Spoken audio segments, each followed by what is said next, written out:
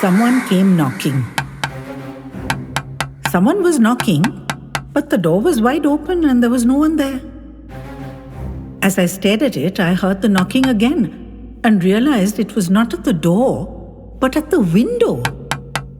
Turning, I was astounded to see a crow tapping persistently with his beak on the open glass pane.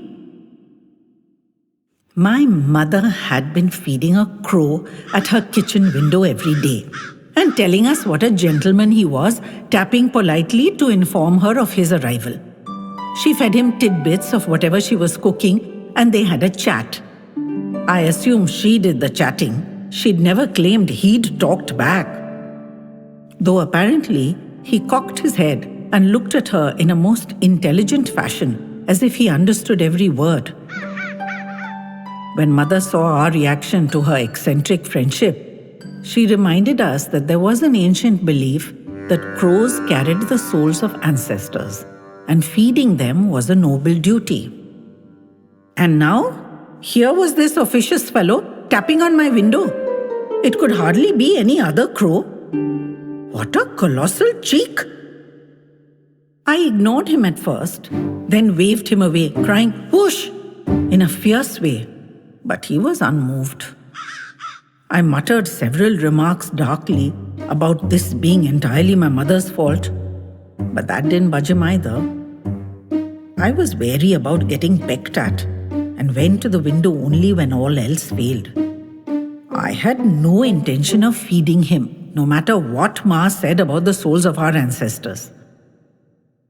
I approached the window, flapping a small hand towel and crying to the insolent bird, "Get lost! I'm not giving you a crumb, so stop disturbing me when I'm trying to study. Whoosh, you greedy fellow! Ma has spoilt your habits, and now you think none of us has anything better to do except to run around finding tasty niblets for you. Well, you can jolly well think again. Wrong number this time, buddy. Now scram!"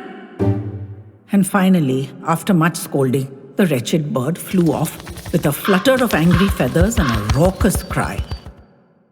I walked up to the window boldly now and followed its flight, and I almost jumped out in shock, because as I peered down into the haze, who should it alight beside but my friend Lekha? How could it possibly be her? Was I imagining things? But it looked just like her from up here. I jumped up and down in excitement and waved madly at her, and she waved back. How on earth did she train the bird to do that? Find the correct window in the first place? What was she doing here at all? She should be shivering in the wet and cold of Cambridge, not standing here in the hesitant sunlight of the Delhi winter. I knew she couldn't hear me from up here, but I screamed at her anyway, gesticulating madly that I was coming down. Just wait a minute. She was cool and serene, the wicked thing, sketching me a sardonic salute.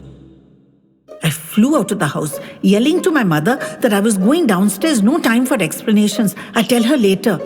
I tossed a quick glance at the lift to see if by any chance it was already on our floor.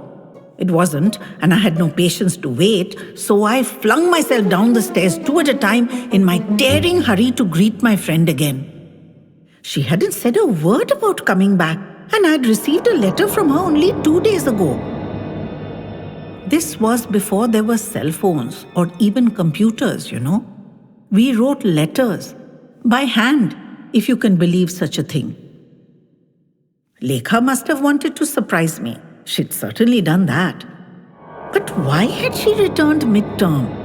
She was a top student in Cambridge or anywhere, so it couldn't be related to that.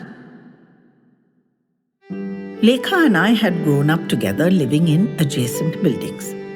We'd been best friends, even though we studied in different schools. All our free time was together, and night spends were common. Then she decided to go abroad to study. She was a super brain and had earned a fantastic scholarship, you see, and there was no way I could even think of asking my parents to fund me.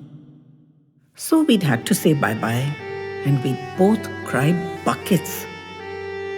Lekha consoled me, saying I'd always be her best friend, and just because she was going and I was staying wouldn't make any difference to our friendship. which was what I'd secretly feared, of course. I'll be back soon, and the first person I'll come to meet is you, I promise, she'd sworn. Anyway, we could write letters to each other, which was what we'd done. But I'd really missed my friend nevertheless, and I was delirious with excitement that she was back. I flew out of the building and raced to where I'd seen her shouting, "Lekha, Lekha!" and running madly around because I couldn't see her anywhere. Was she hiding? Was this some game, I wondered? I asked the young kids who were playing there if they'd seen her, and one of them said insolently, "She's gone to London and forgotten about you." And I glared at him and replied, "That's very kind of you, curly top.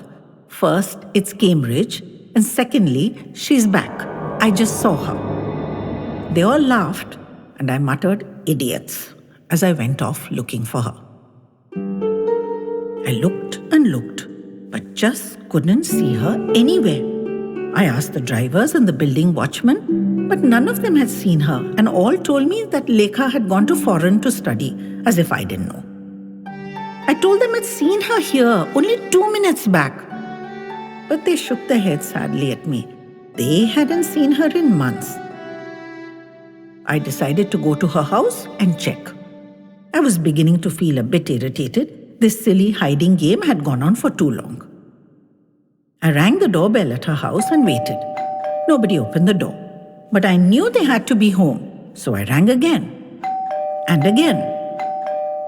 I didn't understand what the silly game was, but I wasn't giving in. Finally, her brother opened the door. I exploded at him. "Why didn't you open the door earlier? Why has Lekha come back? Surely she isn't due to return now?" I was burbling with excitement and irritation, and it took me a few minutes to notice his expression and to stop chattering. His eyes were red. He was crying. I looked past him, and his parents were staring at me with tear-filled eyes and ravaged faces. A black weight descended on my head as I skidded to my knees in front of them. I couldn't make myself ask. It was in their faces. And the four of us cried and cried and cried.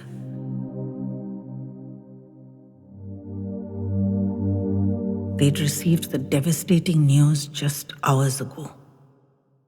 She'd gone out to buy provisions, walked to the corner store, something she did every day. A drunk driver had flailed out of control, mowing down unsuspecting pedestrians as he skidded and skittered on the icy road, taking with him the best friend of my whole life.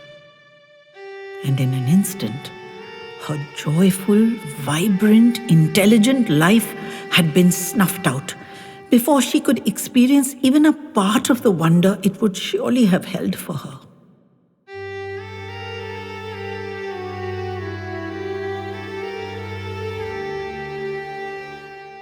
It was the strangest thing, and I can't explain it, and I don't often talk about it. But I know what I saw, and I firmly believe that in all the trauma and upheaval of that awful moment, Lekha somehow remembered her parting promise to me and kept her word and came back to see me once more before she left forever. Grandma held Ramya's tiny hand in her own large, warm one as they stepped out on the terrace together, keeping the little girl steady and calm as the sky overhead became dark with hundreds of crows reeling and swerving and screeching as they jostled for an early seat at the morning buffet. It was all a long time ago, my dear. But that's why I feed the crows.